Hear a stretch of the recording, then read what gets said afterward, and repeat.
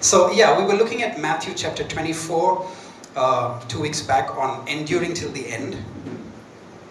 24ஆம் அதிகாரம் அது குறித்து கடைசி வரைக்கும் ஒரு மனுஷன் எப்படி ஆண்டவருக்குள்ளே நிலைத்திருப்பது குறித்து நாம் 24ஆம் அதிகாரத்தில் வாசித்தோம். And I finished off with the 14th verse, which is the 9th point.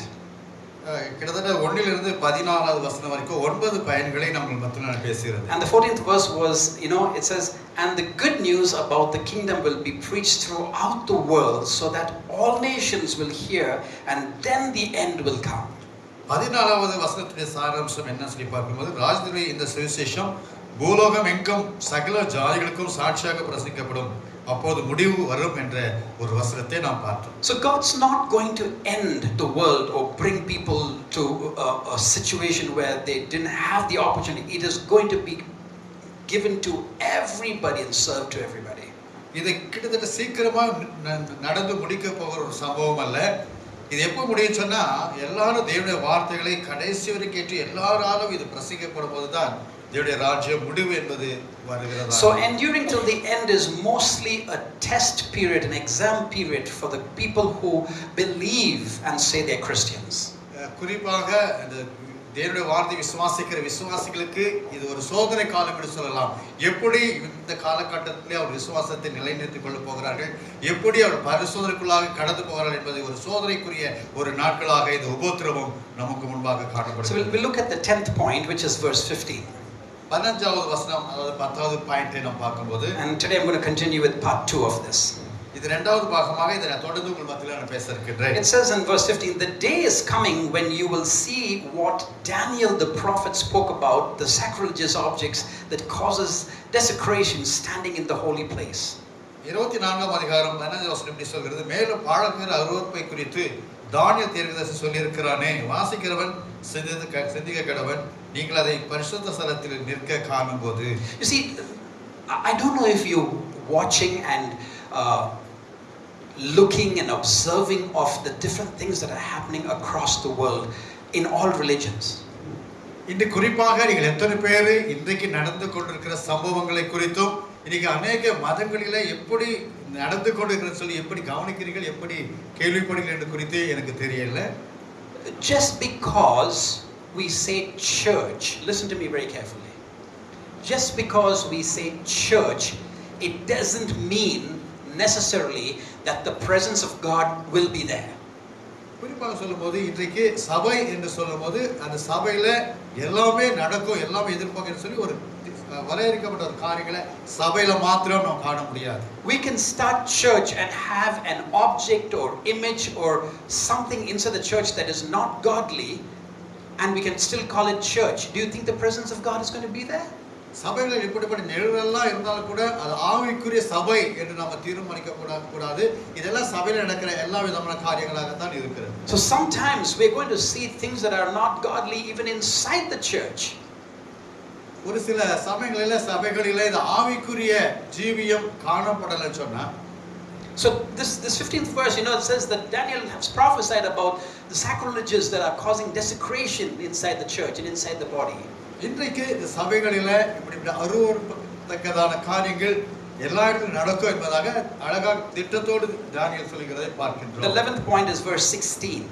11வது point நாம் சொல்லும்போது, now this is getting a little bit more interesting and a little bit more really scary. இதை பார்க்கும்போது கிட்டத்தட்ட உண்மையாகவே ஒரு பயத்தை ஒரு நடுக்கத்தையும் இந்த 16 வசனத்தில் நாம பார்க்கிறோம். It says, then those in Judea must flee to the hills. யூதேவில் இருக்கிறவர்கள் மலைகளுக்கு ஓடி போக கடவர்கள் என்று இந்த 16வது வசனம் இப்படி சொல்கிறது. Those in Judea must flee to the hills.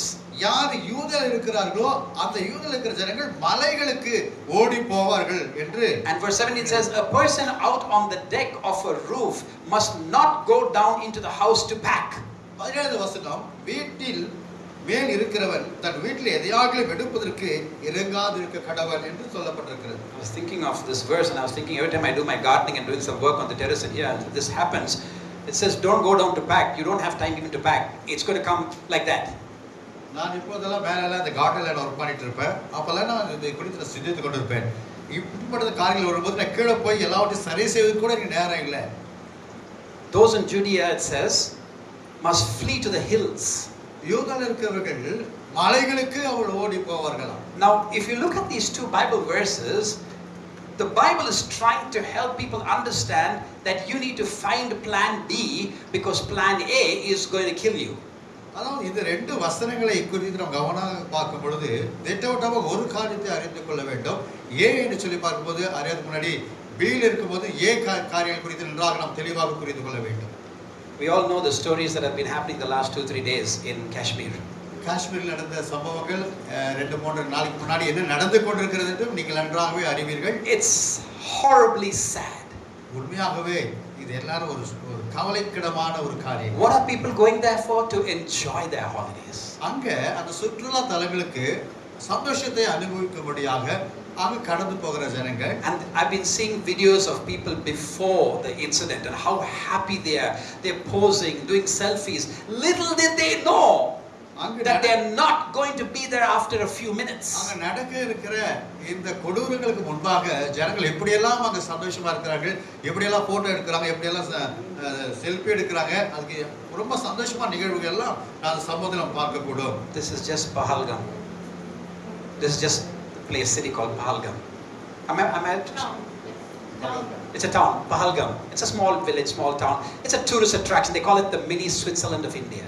சொன்னா அது ரொம்ப அழகான ஒரு இடம், மினி சுவிட்சர்லாந்து ஆஃப் இந்தியா சொல்லுவாங்க. அந்த பகல்காம் இடம் சொல்லக்கூடிய ஒரு சின்ன ஒரு அழகான ஒரு இடமாக தான் இருக்கிறது. During the tribulation time, the last times, it's going to be into 100 times like Pahalgam. கடைசி நாட்கள் என்று பார்க்கும்போது பகல்காமில் நடந்த இந்த காரியங்களை விட 100 மடங்கு பெரிய உபத்திர காலமாக You இருக்கும். won't even know what's happening. That's why the Bible says you don't have time to go and pack and tell your family, come, let's get ready, let's go here. It says you need to flee. Judea, you need to flee to the hills. இது இந்த சம்பவம் நடக்கும்போது நீங்கள் வீட்டுக்கு போய் உங்கள் மனைவி பிள்ளைகளோ நீங்க சரி செய்து ரெடியாக சொல்லாதபடிக்கு அது இன்னும் கண் இமைக்க நேரத்தில் அது வேக துரிதமாக நடக்கும். And it says you should not go down to pack. If you do go down to pack, you won't have your life. அப்படி ஒரு வேளை நீங்கள் வேலையிலிருந்து கீழே பேக் பண்ண வரணும்னு சொன்னா நிச்சயமா உங்களுடைய வாழ்க்கையை நீங்க எழுந்து விடுவீர்கள். So that's the was it the 10th point? 10th point என்ன சொன்னோம்? Yeah, I think that's the 10th point. Okay? I'm sorry, the 17th verse is the 11th point. Okay? The 11th point I wanted to make was the 17th verse. And now let's go to the 12th point, 18th verse, verse 18.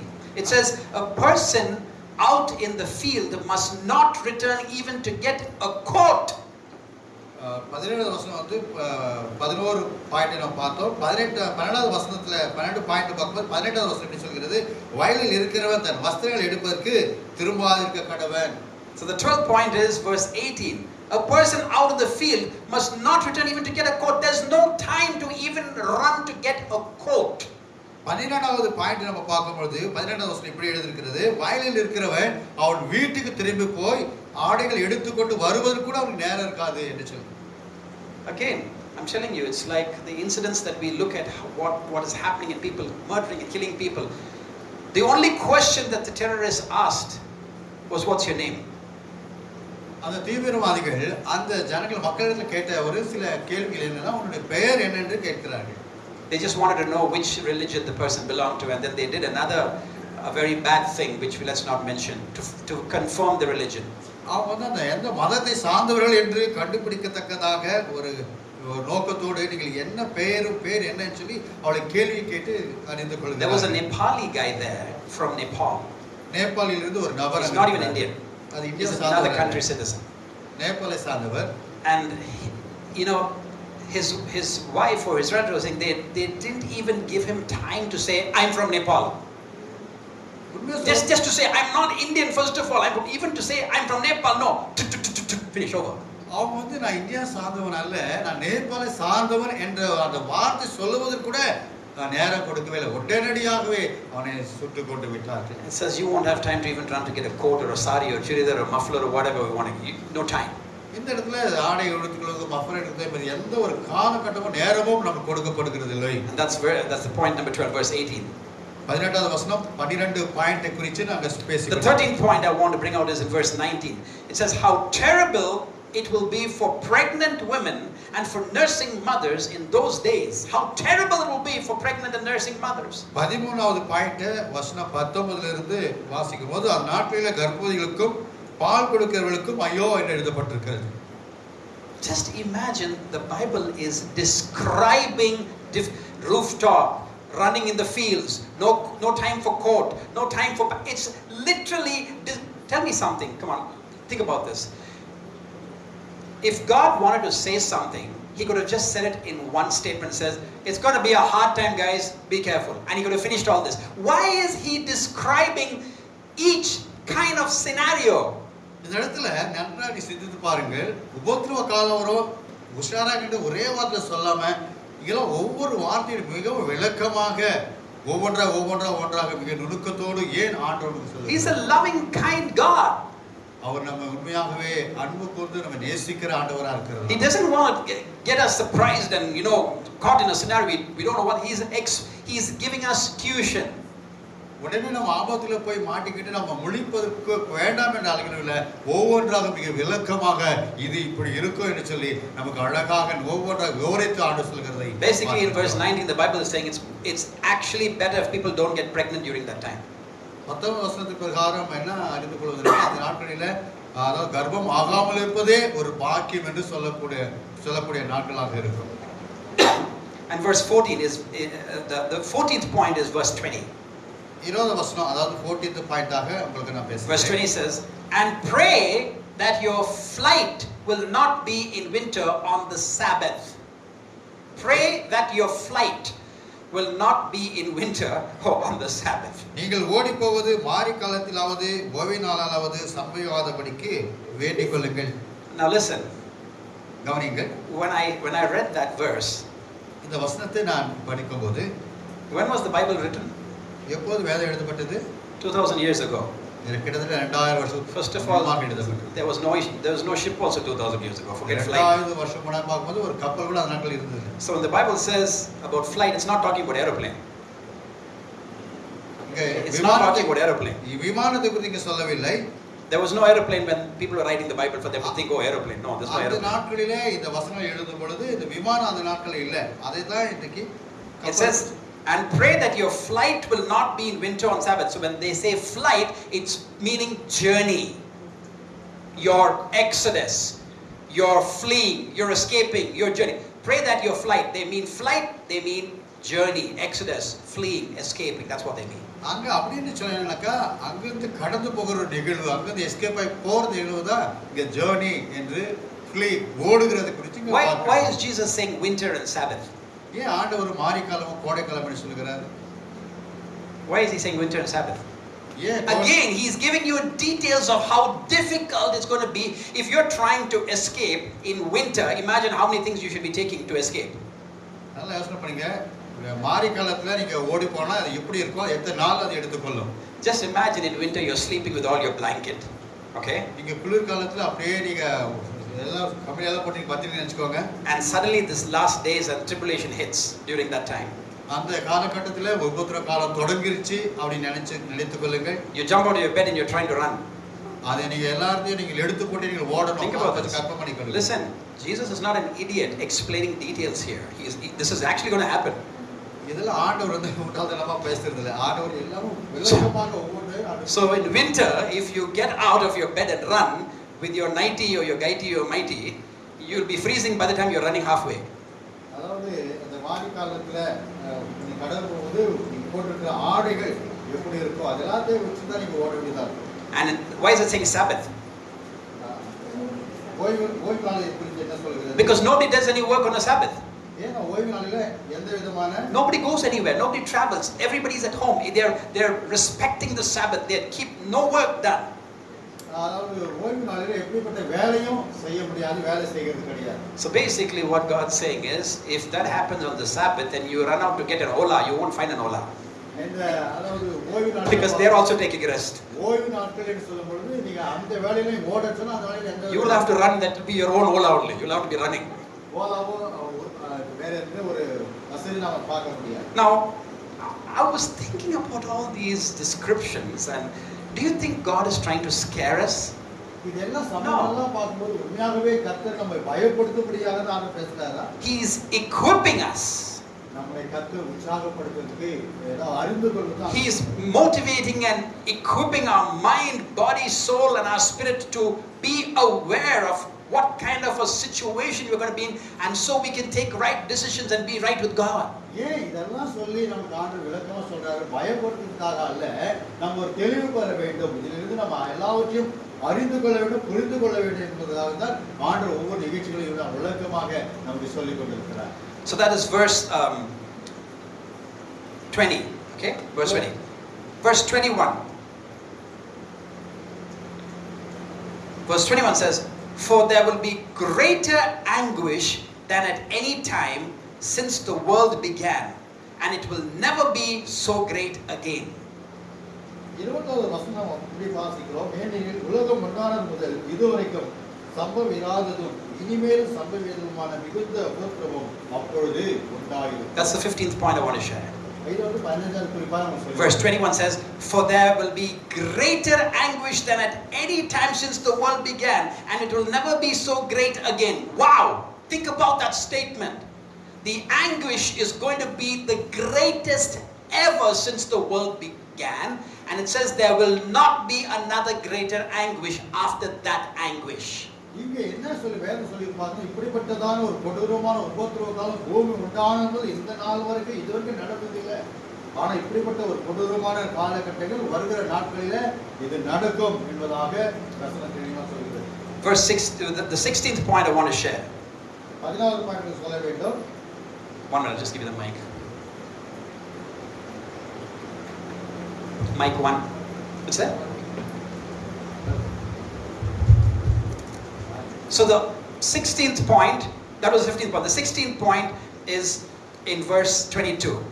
16வது point சொல்ல பார்க்கும்போது வசனம் 22ல வாசிக்கிறோம். It's not wrong.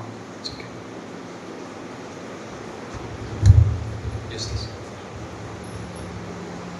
So verse 22, the 16th point, it says, "In fact, unless that time of calamity is shortened," listen to this, very interesting statement and verse. "In fact, unless that time of calamity is shortened, not a single person will survive." It says if that time, if it is not going to be shortened and if it extends, it says not one person will survive. But look at the grace and mercy of God. He says after that, "But it will be shortened for the sake of God's chosen ones." 22வது வசனம் தெளிவாக நாம் பார்க்கிறோம். அந்நாட்கள் குறைபடாதிருந்தால் ஒருவனாகிலும் தப்பிக்க போவதில்லை, தெரிந்து கொள்ளப்பட்டவர்கள் நிமித்தமோ அந்த நாட்கள் குறைபடும். Wow! It says we can't. It says if God allows it to continue, not one person will survive, which means not one person is going to make it to heaven. இந்த சம்பவங்கள் அப்படியே தொடர்ந்து நடந்து கொண்டே இருக்கும் என்று சொன்னால் அதிலிருந்து ஒரு நபர் கூட தப்பித்துக் கொள்ளவே. But for the sake of God's chosen ones, it says it will be shortened. ஆனாலும் தெரிந்து கொள்ளப்பட்டவர்கள் நிமித்தமாக இந்த நாட்கள் குறைக்கப்படுகிறது. So God's giving us an opportunity. ஆண்டவர் நல்ல ஒரு சந்தர்ப்பத்தையும் நல்ல ஒரு வாய்ப்பையும் அவருடைய பிள்ளைகளுக்கு கற்றுக் கொடுத்தார். The 17th point I want to share is in verse 23. 17வது வசனம் 23வது வசனத்திலிருந்து 17வது பாயிண்ட் உங்களுக்கு சொல்ல விரும்புகிறேன். Then if anyone tells you, "Look, here is the Messiah," or "There is he," don't believe it. 23வது வசனம், அப்போது இதோ கிறிஸ்து இங்கே இருக்கிறார், அதோ அங்கே இருக்கிறார் என்று எவனாகிலும் சொன்னால் நம்பாதீங்கள். There's going to be a lot of these things happening. Jesus is here, the Messiah is here, he's in that corner, he's in that city, and I'm telling you, I'm very sure a lot of Christians are going to take trains and flights and go there to see him. கிறிஸ்து இங்க இருக்கிறார் அங்க இருக்கிறார் என்று சொல்லுவாங்க. சொன்னா நிறைய கிறிஸ்தவர்கள் என்ன செய்வாங்க, பிரயாணப்பட்டு அவனை பார்ப்பதற்கு இங்கிருந்து அங்க போய் விடுவார்கள். When big preachers come to certain cities, people travel across. ஒரு பெரிய பிரசித்தி பெற்றதான ஒரு பிரசங்கர் வரும்போது அங்கிருந்து ஜனங்கள் எல்லாம் அவனை பார்க்கும்படி பிரயாணப்பட்டு போகிறார்கள். Just ordinary preachers.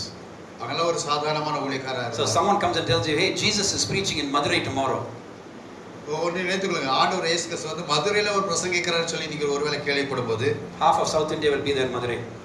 கிட்டத்தட்ட பாதி தென்னிந்தியா வந்து அங்க மதுரைக்கு கடந்து போயிடுவாங்க. Good for the airlines and the railways, they'll get a lot of money. அங்க ஏரோப்ளேன் ஆகட்டும் அந்த ரயில் பயணிகள் ரொம்ப காசு அங்க வந்துரும். It says that's going to happen, so don't believe them and don't be fooled.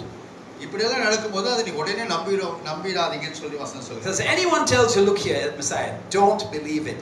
And it says in verse 24, for false messiahs and false prophets will rise up and perform great signs and wonders. That's the 18th point I want to share. In verse 24, for false messiahs and false prophets will rise up and perform great signs and wonders so as to deceive, if possible, even God's chosen ones. They'll deceive even God's chosen ones. வசனம் 24 வசனத்துல 18வது point உங்களுக்கு சொல்கிறதான ஒரு நிகழ்வு என்ன சொன்னா, ஏனெனில் கள்ள தீர்க்கதரிசிகளும் கள்ள கிறிஸ்துக்களும் கள்ள தீர்க்கதரிசிகளும் எழும்பி கூடுமானால் தெரிந்து கொள்ளப்பட்டவர்களையும் வஞ்சிக்கப்படத்தக்கதாக பெரிய அடையாளங்களையும் அற்புதங்களையும் செய்வார்கள். Listen, we don't have to wait for this time. இதுக்காக நம்ம காத்திருக்க வேண்டிய அவசியம் இல்லை. This term that definitely is going to happen very very rapidly, but it's happening even now. அது கிட்டத்தட்ட சீக்கிரம் நடக்கும். ஆனா இன்றைக்கு கூட இப்படிப்பட்ட சம்பவங்கள் நீங்க நடந்து கொண்டு தான் இருக்கிறது. I don't know if you follow a lot of different videos and see videos and see all these people doing these miracles and they've got caught because it's all fake miracles. நீங்க நிறைய பேர் வெறுமையான ஒரு அற்புத அதிசயம் செய்றாங்க. இவங்கெல்லாம் பிடிக்கப்பட்டிருக்காங்க. உண்மையான அதிசயம் அற்புதம் கிடையாது. You know what a lot of these preachers and pastors are doing in all these big ministries and big thing, you know what they're doing? They're setting up people. They're paying money, setting up people to come with crutches and come in wheelchair, and they'll pray and these people will get up and give it. They're paying. It's happening now. We don't have to wait for this. It's happening now. இந்த காலகட்டத்துல நிறைய பிரசித்தி பெற்ற ஊழியர்கள் என்ன செய்யறாங்கன்னா, அவங்க பேர் புகழ பெற்று விளங்குன்னு சொல்லி வெறுமனையாகவே சும்மாவே ஜனங்கள் எல்லாம் அரேஞ்ச் பண்ணி அவங்களை கூட வந்து வச்சு அவங்க நடக்க முடியாதவங்களை கொண்டு வந்து சேர்ல வைக்கிறதும், அவங்க ஜெபம் பண்ண உடனே அவங்க சுகமாகிறதும், இப்படிப்பட்ட காரியங்கள் எல்லாம் வெறுமையாகவே அவங்களை சித்தரித்து பேர் புகழுக்காக இன்றைக்கும் அப்படிப்பட்ட ஊழியங்களை செய்து வருகிறார்கள். The 19th point I want to share is in verse 25. 19வது point வசனம் 25 ல இருந்து நான் சொல்ல விரும்புகிறேன். And this is a very important. Jesus himself is saying something very interesting. ஆண்டவர் இயேசு கிறிஸ்து மிகவும் ஒரு விசேஷமான ஒரு காரியம். Verse 25 says, "See, I have warned you about this ahead of time." 25 வசனத்துல இதோ முன்னதாக உங்களுக்கு அறிவித்திருக்கின்றேன். Who says this? யார் சொல்றது இது? Jesus is saying, "Hey dudes, hey church, pastors, preachers, hey, I'm already warning you." சபை விசுவாசிகளே, நண்பர்களே, இதெல்லாம் ஏற்கனவே உங்களுக்கு இப்படி எல்லாம் நடக்கும்னு விளக்கமாக நான் சொல்லியிருக்கிறேன் என்று யார் சொன்னாங்க? இயேசு கிறிஸ்து நமக்கு சொல்லியிருக்கிறார். Don't come and tell me what's all this happening, I don't know all this. I'm warning you. நீங்க தயவு செய்து சொல்லாதீங்க, என்ன நடக்குதுன்னு தெரியலன்னு சொல்லாதீங்க. கண்டிப்பா ஆண்டவர் இயேசு கிறிஸ்து எல்லாம் ஒவ்வொரு விளக்கமா நமக்கு சொல்லியிருக்கிறார். Again, what a wonderful God. Is he scaring us? No, he's cautioning and preparing us. நம்ம பயப்படுத்துகிறாரா சொன்னா கண்டிப்பா நம்மள பயப்படுத்தவில்லை. நம்மளை ஆண்டவர் எச்சரித்து இப்படி எல்லாம் நமக்கு உதாரணமாக கத்த சொல்லிக் கொண்டிருக்கிறார். The 20th point I want to share is in verse 26. 20வது point நான் சொல்லி 26 வசனத்திலிருந்து நான் மையமா வைக்கிறேன். So if someone tells you, look, the Messiah is out in the desert, don't bother. 26 வசனம், ஆகையால் அநேகர் வனாந்தரத்தில் இருக்கிறார் என்று சொல்வார்களேயானால் புறப்படாதீர்கள். Says don't bother to go and look, or look, he is hiding here, don't believe it. அறைக்குள் இருக்கிறார் என்று சொல்வார்களாலும் நம்பாதீர்கள். So that's the 20th point I want to share. 20வது These things are going to happen. இதெல்லாம் ஒவ்வொன்றாக நடந்து தான் வரும். Stay faithful, stay cool and stay calm. Don't be deceived and don't get agitated and don't get, into frenzy. இதெல்லாம் நீங்கள் பார்க்கும்போது தயவு செஞ்சு எந்த பதறாம நீங்கள் கவலைப்படாம ஒவ்வொன்றும் விளக்கமாக நன்றாக அறிந்து கொண்டு கர்த்தருக்குள் பொறுமையா காத்திருங்கள். The 21st point I want to share is in verse 27. 27 வசனத்துல 21 பாயிண்ட் நான் சொல்ல விரும்புகிறேன். In verse 27 says, "For as the lightning flashes in the east and shines to the west, so it will be when the Son of Man comes." மின்னல் கிழக்கிலிருந்து தோன்றி மேற்கு வரைக்கும் பிரகாசிக்கிறது போல மனுஷகுமாரனுடைய வருகையும் இருக்கும். And verse 28 says, "Just as the gathering of vultures shows there's a carcass nearby, so these signs indicate that the end is near." பின்னும் எங்கேயோ அங்கு கடல்கள் வந்து கூடும், நாட்கள் உபத்திரம் முடிந்தவுடனே சூரியன் அந்தகாரப்படும். So these are the signs. You will know it. இதெல்லாம் ஒரு அடையாளங்கள், நீங்கள் புரிந்து கொள்வதற்கான ஒரு அடையாளங்களாகத்தான் ஆண்டவர் சொல்லுகிறார். So what basically God is saying is, don't just listen to people what they are saying, you will see it for yourself to know it. நீங்கள் வெறுமனையாகவே ஜனங்கள் சொல்கிறதை நீங்க நம்பாதீங்க, இவரெல்லாம் நீங்கள் பார்க்கக்கூடிய தருணங்கள் உங்களுக்கு கண்டிப்பா வரும். It's going to be a very dramatic kind of setup.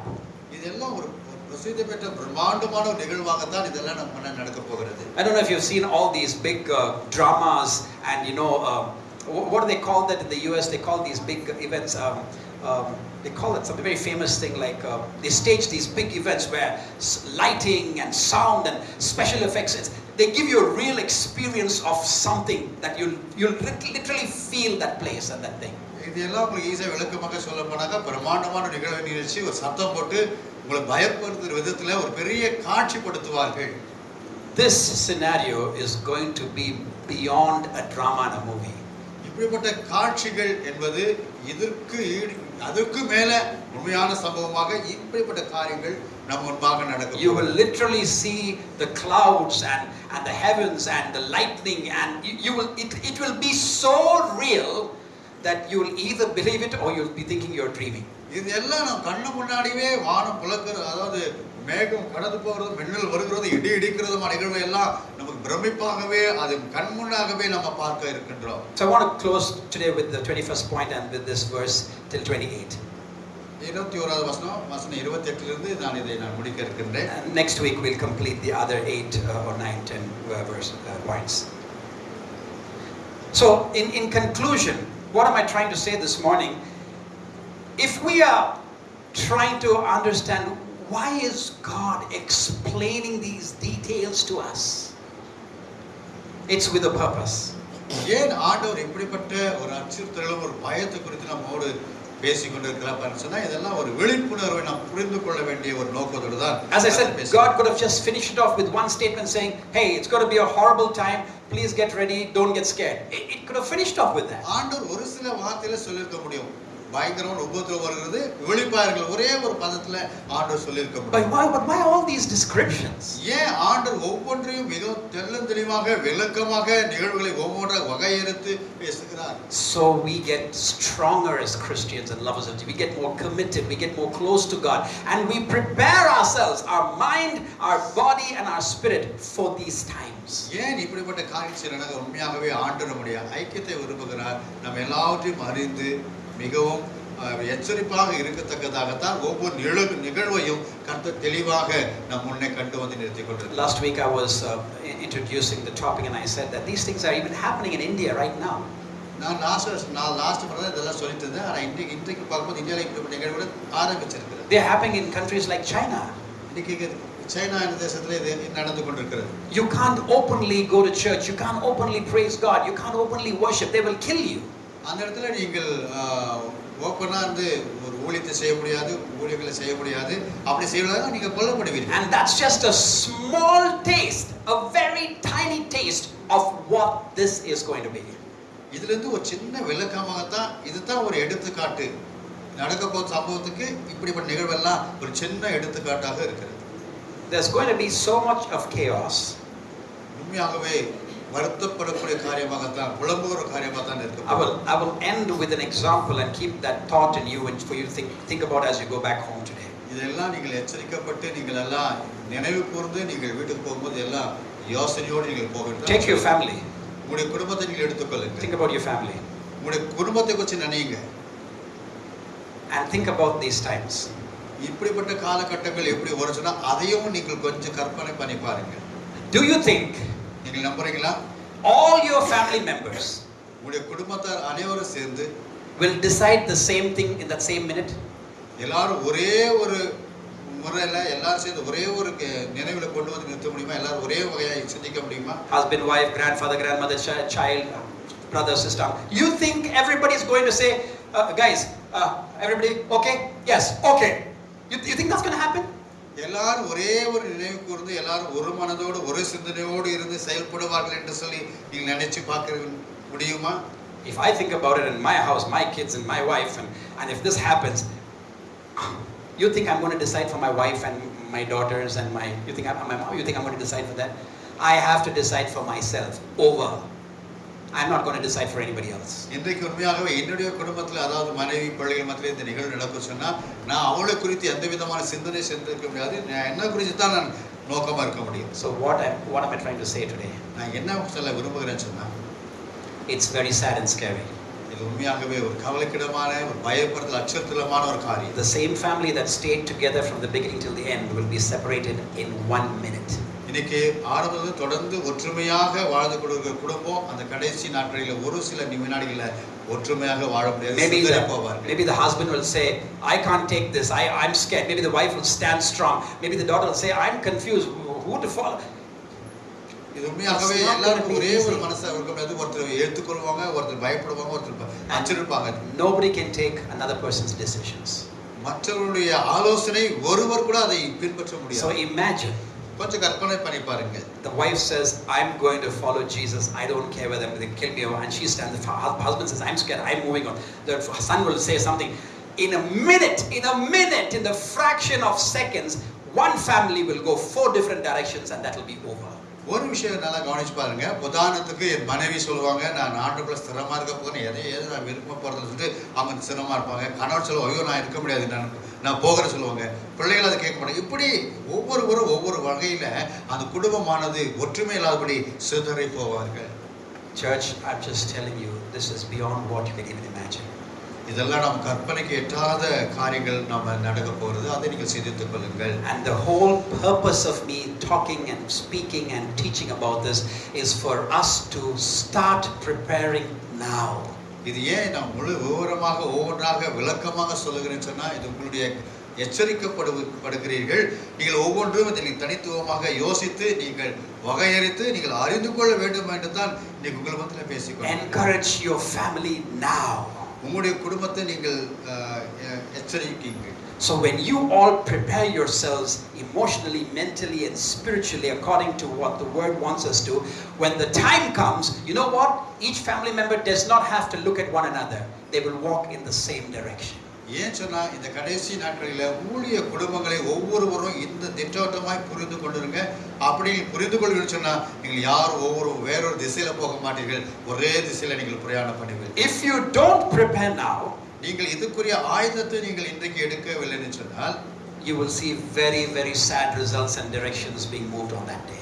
ஆனா இன்னைக்கு ஒருமுகமாக சில திட்டங்கள் தீர்மானம் எடுக்கவில்லை சொன்னா அந்த நாட்களில உங்கள் குடும்பத்துல மிகவும் பயங்கரமான சம்பவங்கள் கண்டிப்பா. So prepare now. அதனால தான் நீங்கள் இதை ஆயத்தமாயிருங்க. Let's all